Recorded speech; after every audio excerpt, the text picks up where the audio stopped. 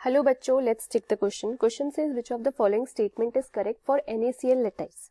We have been given कि NaCl lattice के बारे में वी आर गिवन 4 स्टेटमेंट्स और हमें बताना out of these following 4 statement which one will be the correct one.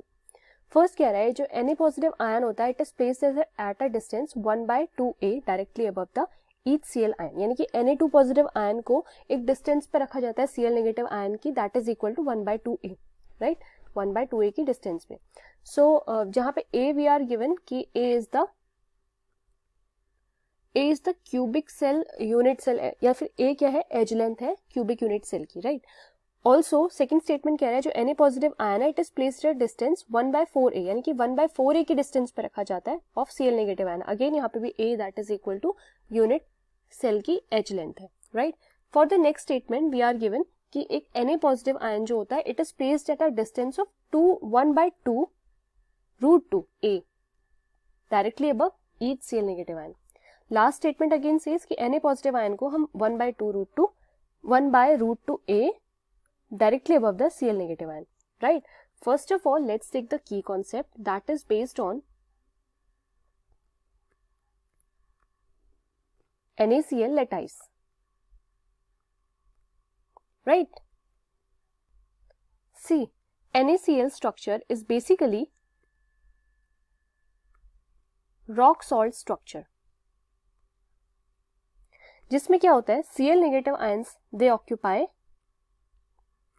FCC lattices,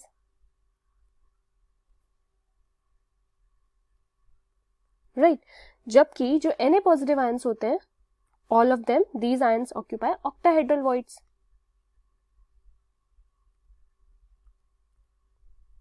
octahedral position कौन सी होती है, they are basically edge centre या फिर body centres, they occupy that positions.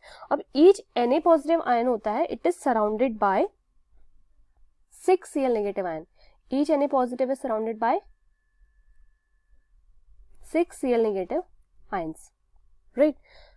जो डिस्टेंस बिटवीन होती है NaCl और Cl नेगेटिव, Na पॉजिटिव और Cl नेगेटिव की, it is basically equal to half of the edge length, half of edge length, right.